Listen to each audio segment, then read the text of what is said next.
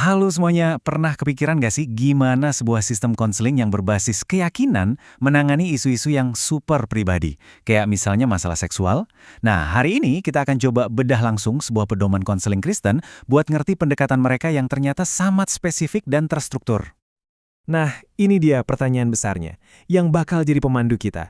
Yuk kita lihat bareng-bareng gimana manual ini ngasih jawaban yang detil banget, langkah demi langkah buat para konselornya. Oke, jadi ini dia peta kita untuk hari ini. Pertama, kita mulai dari dasarnya dulu, prinsip-prinsipnya. Habis itu, kita lanjut ke proses konselingnya. Gimana cara kerjanya? Dan terakhir, kita bakal lihat langsung contoh kasusnya. Dari soal selingkuh sampai metode yang cukup kontroversial, namanya penataan total. Oke, kita mulai dari yang paling dasar ya, fondasinya. Menurut manual ini, sebelum seorang konselor bisa ngapa-ngapain, mereka itu wajib paham dulu prinsip-prinsip ini. Ini tuh kayak harga mati gitu, nggak bisa ditawar sama sekali. Manual ini menetapkan 7 pilar utama yang fokusnya soal kesucian dan tanggung jawab bersama dalam pernikahan. Tapi, coba deh perhatiin poin yang ketiga. Dari awal banget, teks ini udah langsung ngasih garis tegas.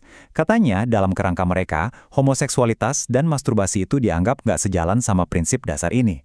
Ini penting, karena bakal kita bahas lebih jauh lagi nanti. Oke, prinsipnya udah dapat ya. Terus gimana cara pakainya pas konseling beneran? Nah, di bagian ini nih, kita bakal bongkar metode intinya, semacam peta jalan buat para konselor. Prosesnya itu ada 4 langkah. Coba deh perhatiin, ada yang menarik di sini.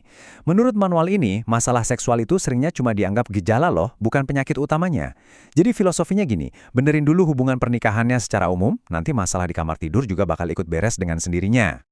Manualnya bahkan ngasih warning buat konselor loh. Ada kutipan yang intinya bilang, jangan gampang puas kalau ada perubahan di awal-awal. Maksudnya gini, jangan berhenti cuma karena kelihatannya udah membaik. Bisa jadi akar masalahnya itu masih ada, ngumpet di bawah permukaan. Oke, teori-teori tadi udah kita bahas. Sekarang gimana kalau diaplikasikan ke situasi krisis beneran? Nah, manual ini ngasih contoh studi kasus. Sepasang suami istri namanya Tom dan Mary yang lagi ngadepin masalah perselingkuhan. Coba dengerin deh instruksi konselornya ke Tom. To the point banget kan? Nggak ada kompromi sama sekali.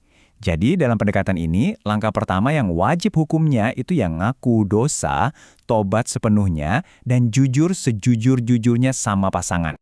Dan ini dia puncaknya. Manual ini benar-benar nekenin kalau pertobatan itu harus ada bukti nyatanya.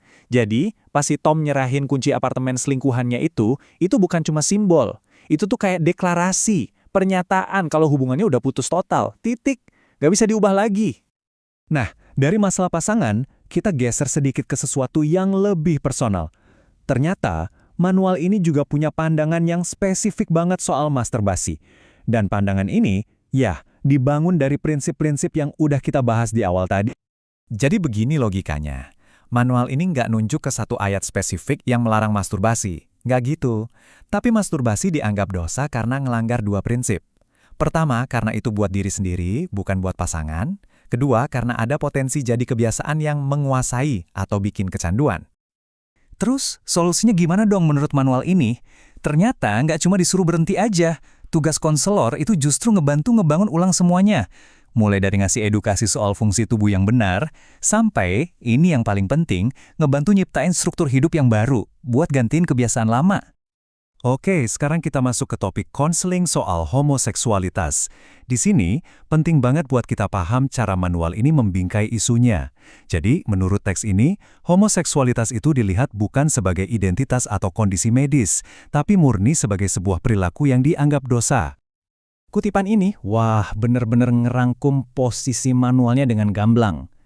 Teks ini secara terang-terangan nolak penjelasan apapun yang berbau biologis atau sosial. Sebaliknya, mereka bersikeras kalau ini tuh model perilaku dan dosa. Nah, inilah yang jadi fondasi dari semua pendekatan konseling mereka untuk isu ini. Dan ini membawa kita ke intervensi yang mungkin paling drastis di dalam manual ini. Namanya metode penataan total. Metode ini dirancang khusus untuk apa yang mereka anggap sebagai pola dosa yang udah mendominasi hidup seseorang sampai ke akar-akarnya. Jadi ide utamanya tuh begini, masalahnya itu nggak bisa dipisahin dari bagian hidup yang lain. Manual ini berpendapat kalau homoseksualitas itu menyentuh semua aspek kehidupan. Makanya solusinya bukan cuma ngubah satu perilaku aja, tapi harus bongkar total seluruh struktur hidupnya. Nah, Diagram dari manualnya ini nunjukin betapa totalnya pendekatan mereka. Coba lihat deh, masalah utamanya itu ditaruh di tengah. Terus dari situ, semua aspek lain, pekerjaan, sekolah, duit, bahkan cara ngabisin waktu luang dan pola tidur, semuanya itu dianggap area yang harus diselidiki dan ditata ulang secara alkitabiah. Lalu manual ini ngejelasin jalan keluar atau jalur harapan yang sangat spesifik. Ini semacam roadmap 4 langkah yang harus diikuti. Dimulai dari pertobatan, terus pengakuan dosa, lanjut ke penataan ulang total seluruh hidup, dan puncaknya, tujuan akhirnya adalah masuk ke pernikahan heteroseksual. Dan sampailah kita di akhir penelusuran kita. Kita udah lihat barang-barang sebuah kerangka kerja yang sangat detail dan bisa dibilang kaku. Ini semua ninggalin kita dengan satu pertanyaan besar buat direnungkan. Gimana sebuah sistem yang dibangun di atas prinsip-prinsip yang dianggap abadi dan nggak berubah bisa berhadapan dengan pemahaman modern kita soal seksualitas dan identitas manusia yang, kita tahu sendiri, terus berkembang dan berubah.